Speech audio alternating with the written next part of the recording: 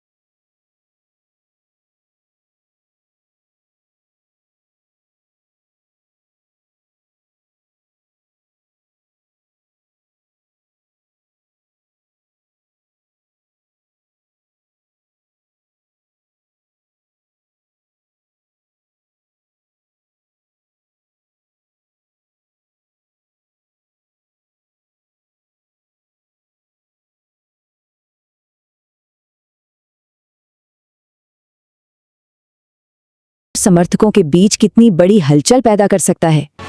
लेकिन ऐसा क्या हुआ कि इतने सारे प्रशंसकों ने अचानक क्यों मुंह मोड़ लिया? दोस्तों, पॉलिटिक्स में आने से पहले मैं एक प्रैक्टिसिंग चार्टर्ड अकाउंटेंट था। मेरे सामने एक बेहतरीन करियर था, लेकिन मैं उस करियर को छोड़कर पॉलिटिक्स में आया। अपने करियर को बनाने के लिए पॉलिटिक्स में नहीं आया और एक पॉलिटिकल पार्टी का फाउंडिंग मेंबर बना, जिस पार्टी को मैंने अपने प्राइम यूथ के 15 साल दिए, अपने खून पसीने। इसके पीछे था अप्रैल 2026 का उनका ये बयान, मैं गलत पार्टी में सही इंसान हूं।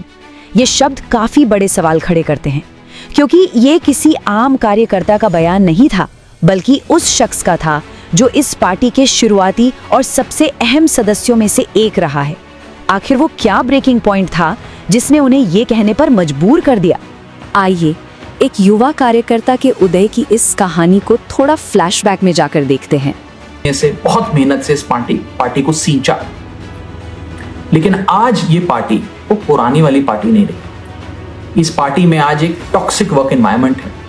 आपको काम करने से रोका जाता है, पार्लियामेंट में बोलने से रोका जाता है, और ये पॉलिटिकल पार्टी आज चंद करप्ट और कॉम्प्रोमाइज लोगों के हाथ में फंसकर रह गई है, जो अब देश के लिए नहीं, अपने निजी पर्सनल फायदे के लिए काम करते हैं। पिछले कुछ सालों से मैं ये फील कर रहा था that perhaps I'm the right man, but in the wrong. 2012 से इस सफर की शुरुआत होती है, जब उन्होंने दिल्ली लोकपाल बिल का ड्राफ्ट तैयार करने में मदद की। फिर 2015 में महज 26 साल की उम्र में वो पार्टी के राष्ट्रीय कोषाध्यक्ष बन गए।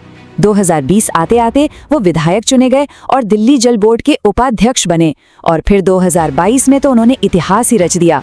वो भारत के सबसे कम उम्र के राज्यसभा सांसद बन गए।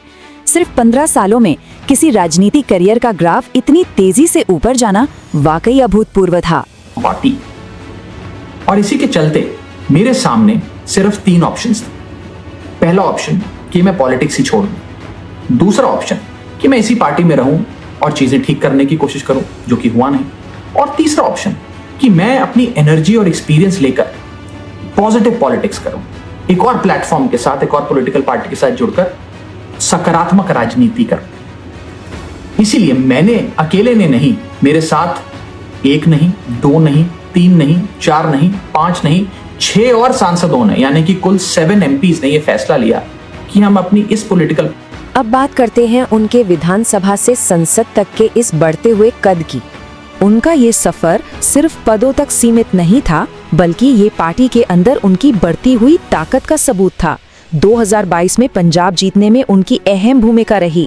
33 की उम्र में राज्यसभा पहुंचना, गुजरात का सह प्रभारी बनना और राज्यसभा में अपनी पार्टी के उप नेता के रूप में काम करना, इन सब बातों से ये साफ समझ आता है कि उनका जाना पार्टी के लिए कितना बड़ा झटका था। लेकिन हर कहानी की तरह इस कहानी में भी एक बड़ा ट्विस्ट है। अप्रैल 2026 में चीजें अचानक बदलने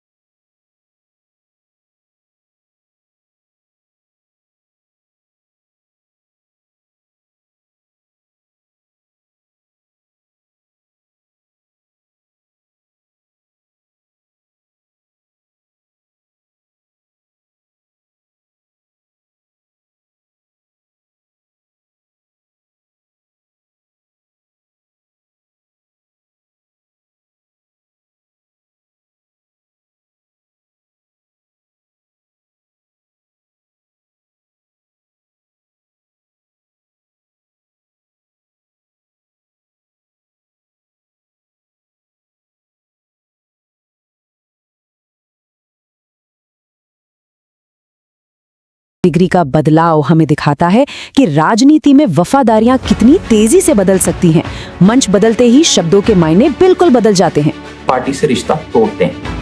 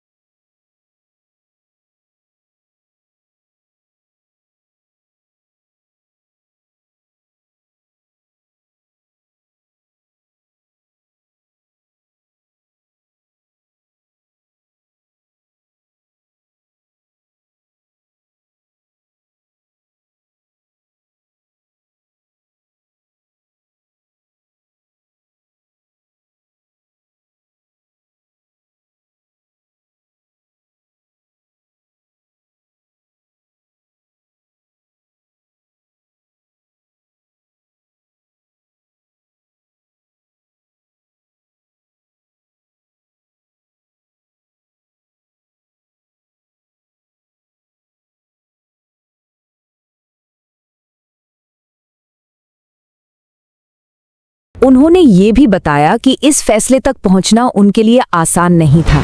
उनके मुताबिक उनके पास सिर्फ 3 ही रास्ते बचे थे। पहला कि राजनीति हमेशा के लिए छोड़ दें, दूसरा उसी पार्टी में रहकर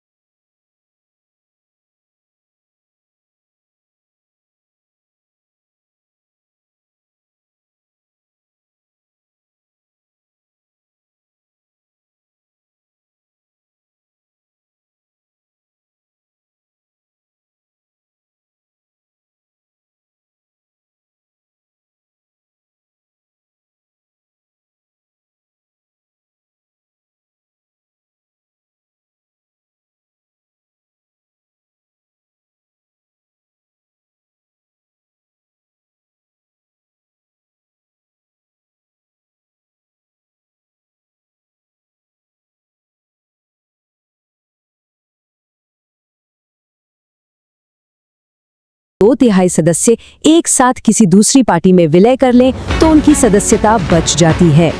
अब इसे थोड़े से गणित के जरिए समझते हैं। आम आदमी पार्टी के राज्यसभा में कुल 10 सांसद